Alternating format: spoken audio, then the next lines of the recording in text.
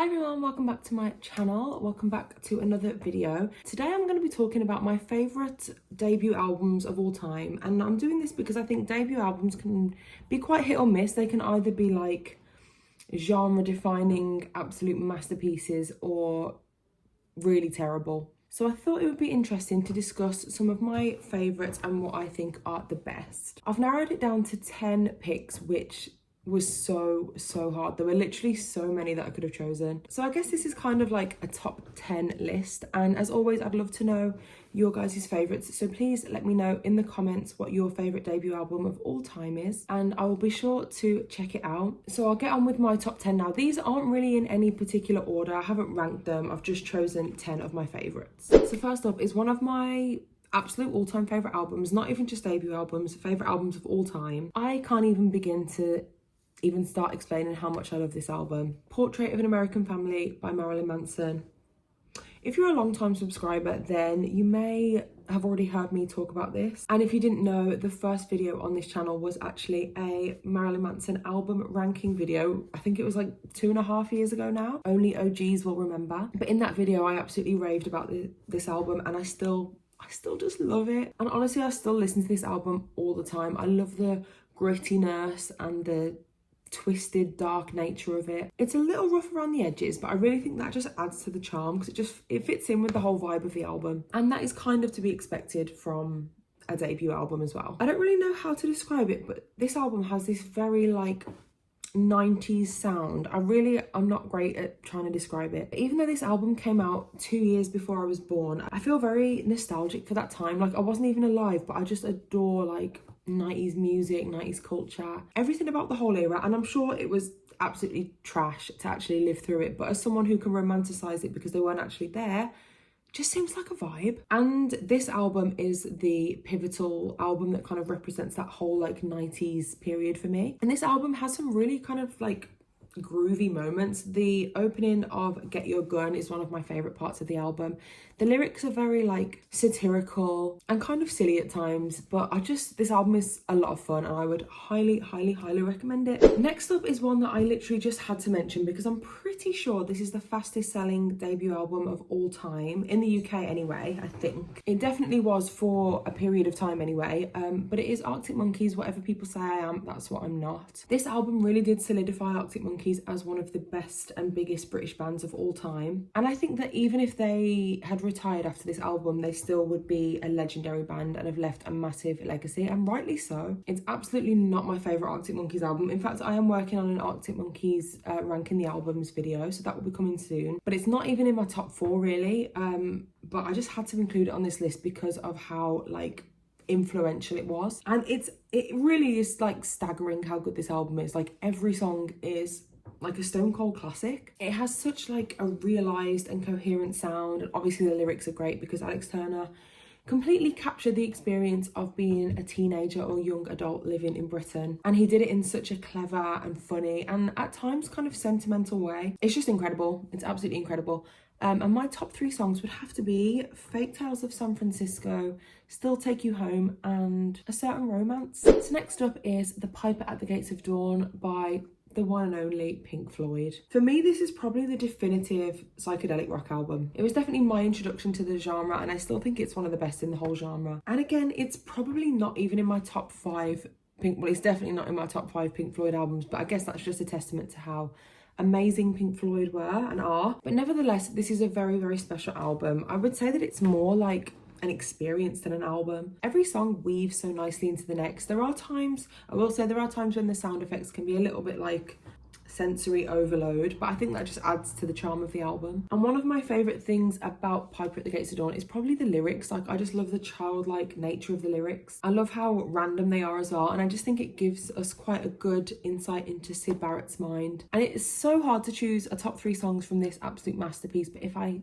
had to choose, I would probably say Flamin', which is definitely my all-time favourite, The Gnome, and Lucifer Sam. But I do definitely have to give an honourable mention to the song Bike, because that is one of the first songs I ever remember hearing as a child. And I had no idea who Pink Floyd were. I just remember hearing the song around the house all the time when I was growing up. And next up, of course, we have to talk about my favourite band in the whole world, 9 Inch Nails, and their debut masterpiece, Pretty Hate Machine. This album has not aged a day for me, even though it came out in 1989. The production is absolutely stellar. Like, I love the blending of multiple genres to make something that was and still is completely unique, and so many bands have tried to like replicate this kind of sound, and it literally can't be done. It really is a cut above the rest. I love this album so much. And another one of my favorite things about it is just like the vulnerability of the vocals. You really do feel like Trent Reznor is singing into your soul, especially when you listen with headphones. The vocals feel very like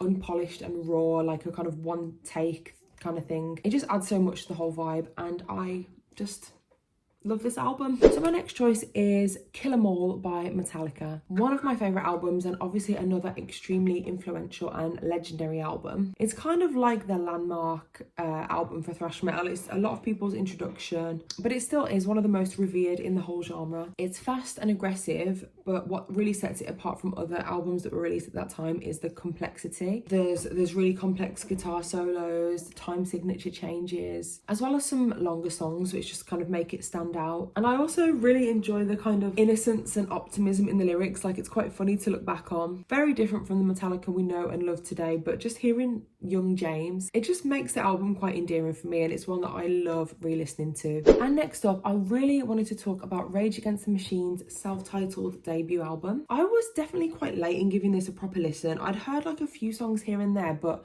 until like the last probably year or so, I hadn't like sat down and given it a proper listen. So when I sat and listened to it from start to finish, I absolutely fell in love with it straight away. And then I was mortified that it took me as long as it did to actually get to grips with this album. I just absolutely love it. Like, I absolutely cannot get enough of the guitar riffs, especially on songs like Settle for Nothing and Know Your Enemy. The funky bass lines really just like draw you in. I think it's rare to find an album where pretty much every song is a 10 out of 10 classic, but this is one of them. There isn't really like too much I can say on this album that hasn't been said before, because every Tom, Dick and Harry has given their opinion. But yeah, it really is just that good, and for a debut album, wow. Next up is another self-titled album, and I'm going to talk about Placebo's self-titled album, Placebo. From what I've heard, this album is a little bit of a love-hate thing. Like, some people absolutely can't stand it. I obviously love it, but I am quite a big fan of Brian's vocals, whereas I know some people aren't. But this album has hard-hitting riffs, great musicianship, great songwriting. There's some noisy moments and then some mellow moments. But I'd say like pretty much every song is catchy in some way, and there's a lot of like sing-along choruses, and the songs work really well when they're performed live as well. I just saw Placebo live last month, so I'm going through a little bit of a Placebo phase at the moment, and I'm just obsessed with them. And their self-titled isn't my favourite album, but I do think for a debut album it is very, very good. And you can really hear the talent of a band that would go on to make some absolutely amazing music. But having said that, I do listen to this one a fair bit because there are some just classic songs on it. My top 3 songs would have to be Hang On To Your IQ, Swallow, and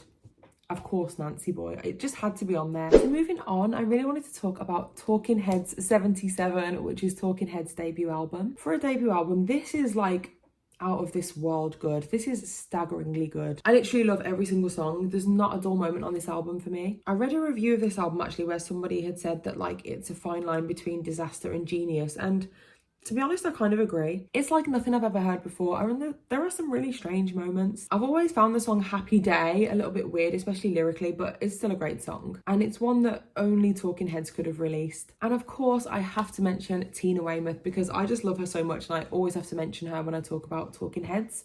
Her bass lines are incredible, and they really do make the album, which is just overall a group of danceable, fun, upbeat, slightly weird songs, but you can really just hear the passion shining through the music. Okay, we're almost at the end now. Thanks for sticking with me. And my 9th choice is going to be another self-titled album, the debut album from Slipknot. Probably my all-time favourite Slipknot album. I just can't believe that this is a debut album. Before I talk about this Slipknot album, I do just want to give a little shout out to Korn's debut album, because I really did want to include that, and it was kind of between that and Slipknot, but I think I just slightly prefer the Slipknot album. But I just want to give a shout out to Korn's debut album because I love that album so much. And I also want to give a quick shout out to Beck's debut album because I think that's incredible as well, but didn't quite make it onto this list. But back to the Slipknot album, like, I don't know how anyone could dislike this album, even though plenty of people do, because I've seen a lot of hate for it online, but I just think it is so good. If you like angry, aggressive, violent music, this is like the perfect album. It's so aggressive, it's hateful, and it's relentlessly heavy. Like it doesn't stop, it doesn't let up. Every song is a sensory overload, and again, it has that 90s sound and production that I mentioned earlier, which I'm absolutely obsessed with. And this album kind of feels a bit like therapy because of how angry it is. Like that last minute and a half of Spit It Out are just otherworldly. I don't care how many times I've listened to it, it gets me so hyped. And I saw Slipknot live at Download last month and they were just incredible. And finally, the 10th album that I'm going to talk about is Facelift by Alice in Chains. I feel like this album is sometimes overlooked because of obviously the absolutely incredible masterpiece that came after it, but I re-listened to it a good few times in preparation for this video, and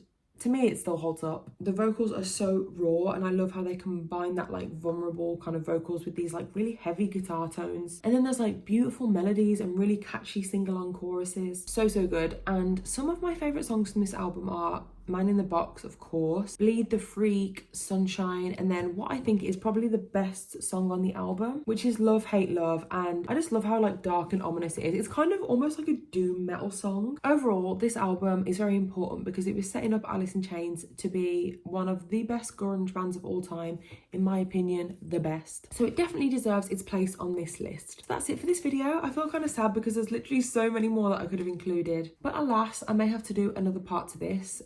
But as always, thank you so much for watching. Let me know your favourite debut album in the comments. I hope you enjoyed it, and I will see you soon for another video.